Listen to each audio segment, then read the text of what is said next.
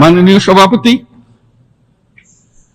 যে রাষ্ট্র কাঠামো দুঃসহ হয়ে গেছে তার পুনর্গঠনের জন্য আমাদের তরুণরা, দেশের আপামর জনসাধারণ একমত হয়ে আমার এবং আমার উপদেষ্টা পরিষদের উপর আস্থা রেখে সরকার পরিচালনার এক মহান দায়িত্ব আমাদের উপর ন্যস্ত করেছে।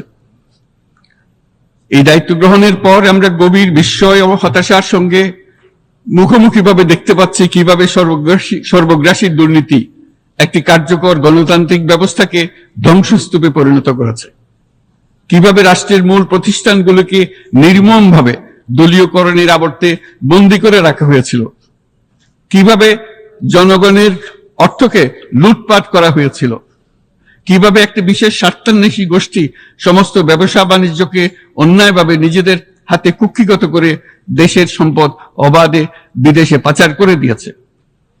এক কথায় কিভাবে প্রত্যেকটি পর্যায়ে ন্যায়, নীতি ও নৈতিকতা অদৃশ্য হয়ে গিয়েছিল। এরকম এক অবস্থার দেশকে পুনর্গঠন এবং জনগণের কাঙ্ক্ষিত রাষ্ট্র ব্যবস্থা প্রতিষ্ঠিত করার জন্য আমাদের উপর দায়িত্ব প্রদান করা হয়েছে। অতীতের ভুলগুলোকে সংশোধন করে একটা প্রতিযোগিতামূলক ও শক্তিশালী অর্থনীতি এবং ন্যায়ভিত্তিক সমাজ ব্যবস্থা গড়ে তোলায় এই মুহূর্তে আমাদের মূল লক্ষ্য।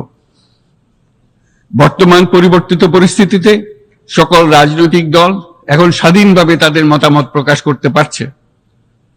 যেসব ব্যক্তি বা প্রতিষ্ঠান রাষ্ট্রীয় কাজ ও সিদ্ধান্ত গ্রহণ করার প্রক্রিয়ায় সম্পৃক্ত, তাদের প্রত্যেকের জবাবদিহিতা নিশ্চিত করাই আমাদের অগ্রাধিকার।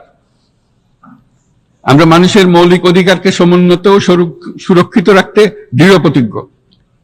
আমাদের দেশের মানুষ মুক্তভাবে কথা বলবে, ভয়ভীতি ছাড়া সমাবেশ করবে, তাদের পছন্দের ব্যক্তিকে ভোট দিয়ে নির্বাচিত করবে, এটাই জাতির আকাঙ্ক্ষা এবং এটাই আমাদের লক্ষ্য। বিচার বিভাগের স্বাধীনতা সংরক্ষণ ও সাইবার ডোমেইন সহ গণমাধ্যমের স্বাধীনতা সুসংহতকরণে আমরা প্রতিজ্ঞাবদ্ধ। আমাদের একজন কৃষক বা একজন শ্রমিকের সন্তানও যেন সমাজের সর্বোচ্চ শিখরে পৌঁছতে পারে, সেই লক্ষ্যে বিশালকার অবকাঠামো নির্মাণের বদলে স্বাস্থ্য ও শিক্ষা খাতে বরাদ্দ বৃদ্ধির আমরা গুরুত্ব আরোপ করছি।